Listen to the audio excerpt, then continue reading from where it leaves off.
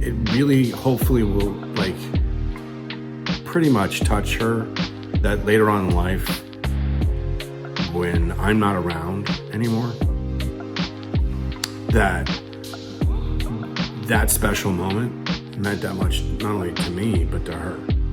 What would you do if your kid came home from school and said, "Hey, Dad, there's a competition"? Yeah, well, that's going to be an interesting story. Let's go. What do you mean you have a competition? At school? Let's go. Let's do this thing, buddy. Yeah! Did you see what I did there? Did you see my mistake? Yeah. If you didn't, here's the mistake. I enthusiastically said yes without even knowing what it was about. That was lesson number 1. All right, buddy. When is it? And how can I help? What's it about? Really? There's going to be a lot of learning lessons. Lesson number 2. See, when your daughter comes to you or your child comes to you and says, hey, there's a competition, as a father, you just go, hell yeah, we're in. Because that's what we do, right? The problem is that we have 2 of these and 1 of this. And unfortunately, I was using this more than this when I said, hell yeah, let's do this. Problem was, it was to make a bûche Noël. That's why you heard me literally say, really? Here's the thing. It's what was going through my mind. It's been 30 years since I've made one. It's one of the hardest cakes to make too, because it has to be perfectly at the right temperature to do the roll and all that other jazz. But it's a bûche Noël and it was French homework and I was like, hell yes. That was lesson number 2. Maybe I should listen more and maybe I would have been able to do something different, because then I found out you could have brought a baguette or macarons to school. What flavors do you want? How about, what do you mean this? I don't understand how to make, how do you make, I don't know.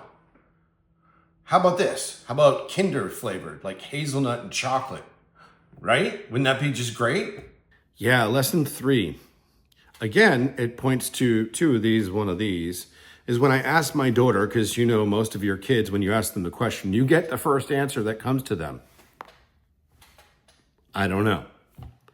Yes, the sarcasm for me going back is exactly what I said to her. I don't know how to make, I don't know. Why don't you tell me how to make, I don't know. But the problem is that I interjected my thought process. Yeah, when I said, oh, let's do like a Kinder, hazelnut. Well, I don't know if you guys know this, but where I live, hazelnuts are not a plentiful. Okay, that's going on right now. Hazelnut butter, not plentiful either. So I put myself in a little bit of a pickle, to say the least, but I got it done, which is great. But next time, it's her thing. I can just help. As a mentor, that's what I would have done with one of my cooks. Oh, by the way, yeah, I happen to be a chef for like over 30 plus years, if you couldn't tell when I said 30 years since I've made one.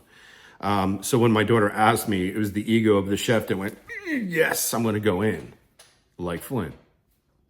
That's what gets you in trouble. Okay, when is it due? Monday. Really? Lesson 4. Your kid really doesn't want to hear that you have another event. They don't care about how busy you are. They want you there, present. That's the gift, being present. Yeah, I was stressed because it was a huge event. I get it. But here's the thing. It was the actual getting to be in the kitchen again with her age, because now she's getting to the point where dad doesn't really matter that much, if you know what I'm talking about age-wise. You know, when she was 3, it was like right there in the kitchen, scrambling eggs with me. It was just really, for me, it was just great because I was teaching my kid a skill set. But to have her now come back and wanted to hang with dad, and I wanted to kind of like challenge myself. I think the biggest thing is I need to make sure that I'm treating her the way I would want to be treated.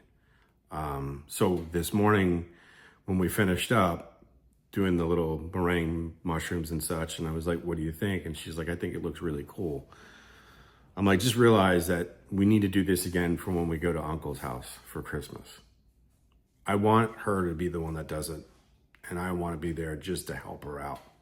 And I really want to express that to her because it really hopefully will like pretty much touch her, that later on in life, when I'm not around anymore, that special moment meant that much, not only to me, but to her. And that she would then pass it off to her kid. Because inevitably, that's what we want. We don't want to be known for the negative side of things. And listen, after everything I've been through with my father, I could be negative if I want, but the negativity that I went through doesn't negate what I went through, but it made me who I am today. And I think that's the biggest thing that I can take away, is that I can make memories with my kid. I have 2 ears and 1 mouth, and I should listen more than I should talk. And I should let go, not only of giving her the chance or others to give the chance, but I need to let go of my own ego. I know it's getting to the holidays, and I know it's that time of year. Tell me some of your obstacles, and let's get that out into the open. Let's have a conversation. I want to know what you're going through and how you're dealing with things and coping.